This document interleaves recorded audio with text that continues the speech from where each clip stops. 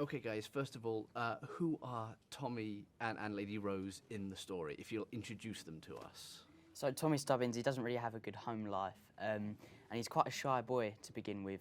He doesn't really have many friends, so he seems to turn to insects and animals to sort of become his friends, which I think is quite nice.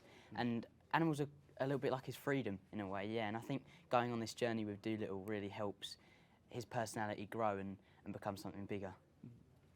Lady Rose is lady-in-waiting to the Queen, and her job is to persuade Dr. Dolittle to go with her to Buckingham Palace to save the Queen.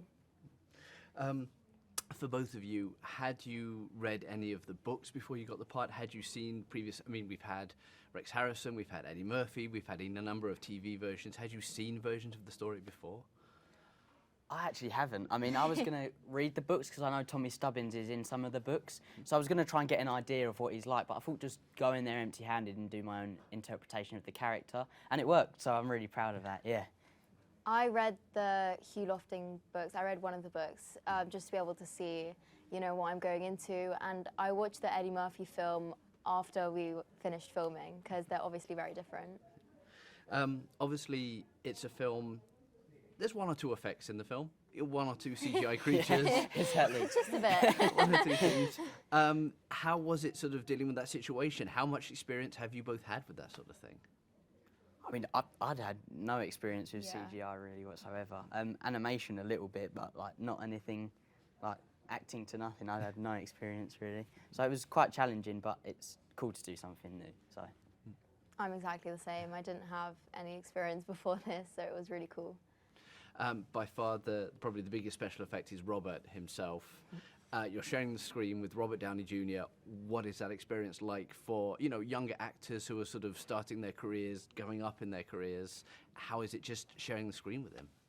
He is so lovely. He's so dedicated to his craft. You could really tell that he had so much fun filming it. And he really made sure that Harry and I felt comfortable and that we knew what we were doing and that we were happy, which, you know, we really appreciate. And yeah, it was just so much fun to be with. It's amazing to like be in a movie with an icon, and it's amazing to see that. And like Carmel said, he's lovely. He's like a friend to both of us, which is really nice. Going back to the annals for a second, I know there were physical representations on set. There were people puppeteering. There were people physically performing things like Yoshi the polar bear. What was that experience like? Was it surreal for you? Yeah, I think it was quite surreal because I sort of went in there. I didn't really know what to expect, and going in there, I thought it was going to be easy, like acting to nothing, because that's sort of what my job is. But it wasn't, because I've got to think of the height of the animal, the way it moves and everything. So it's quite challenging. But yeah, I think it's nice to see the end product and how nothing is becoming something. Yeah, exactly the same with me. There was one scene where I had to talk to like a stick spider, and it was literally just like a green dot, which is so funny, but it was such a great experience. And again, like Harry said, it was so beautiful to see at the beginning how it was just a rough animation to now how much it's developed, so. How was it working with Stephen as a director? I know this was a little bit his first time working with sort of more of a family film. He'd done a lot of dramas, a lot of thrillers before. What was he like as a director for you guys? It was so much fun working with him. He's a perfectionist like me, so yeah. Definitely, I mean, after every single scene, I mean, I would always run up to my mum and be like, was that okay? Should I have done that better? But it was fine because Stephen really made sure that we'd be able to like do it to the best of our abilities. And so, yeah, and he had faith in us from the very beginning. I mean, obviously we hadn't had much experience before this film, so the fact that he was able to really believe in us really means so much. What are you hoping people take away from the movie? I mean, it's a movie that has messages. It doesn't try and sort of really drive them into the ground, but it has messages, it has themes. What are you hoping people, you know, going to the movie take away from it?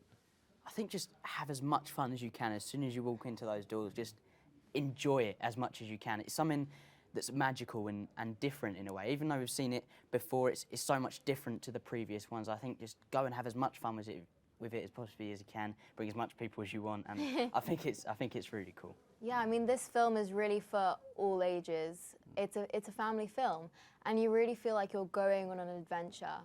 And this film, I think, it's a lot about acceptance, you know, especially with Stubbins and Dolittle. It's learning to be able to accept yourself and appreciate yourself for who you are and appreciate others as well, which I think is such a beautiful message. And everyone should go see it, really. Yeah. If the two of you could talk to any animal, what animal would you want to chat with, and what would you want to say? Oh, that is a good question. I think probably a wolf, but I don't know what I'd say to it. That's the thing. Yeah, like Carmel was saying previously, like Probably what what's was it like to be a wolf? Yeah. Like something like that. But yeah. I'd probably want to talk to I think a dolphin would be pretty cool because they're really sophisticated and smart and they know their way around. So it'd be really fun to be able to talk to a dolphin. What did you want to bring to the characters? Obviously, you know, you get the roles, you have the script, but you're actors. You're trained to bring things yourselves into it. Was there something in particular that the two of you wanted to just add into your characters? I think that it was nice because Stephen actually let us put our own ideas into it as well. Like there was a part where a dragon passes some wind and then I say, don't worry, nobody heard that. And that was me, and it's nice to see that be incorporated into it. And I think with me and Lady Rose's relationship, sort of like we've got something a little bit romantic going on. So I think it's nice to have some fun with that, and we did have a lot of fun with that on set too. And I mean, Lady Rose, she was never in any of the books, so it was so fun to be able to bring my own input into it and to really play around with her, which was so much fun. When you get a script like this, how did you react when you're told, oh, by the way, you've made the film, it's down to a couple of people, but you've won the role? How did you react? Oh my I had no words. I was in the car at the time, and it was on the Bluetooth thing, and I was just like, I can't believe it. I really didn't think I was going to get it, and it's so awesome to be a part of it as well. And I still have no words now. It is honestly amazing. Yeah, I was in school when my mum found out, and so my parents wanted to tell me in person. So I remember, like, my dad said something to my mum, like he whispered to her, like, we need to tell her. But I didn't know if that was a good thing, like if I got the role, if I didn't get the role. So I was like, okay. And so we all went in, and my parents were like really trying to like drag it on, be like, so, you know, you worked so hard on this film, and yeah, and you got the role. And I was in just complete shock. I couldn't believe it. I was so happy. We all just started crying. Yeah, it was so much fun.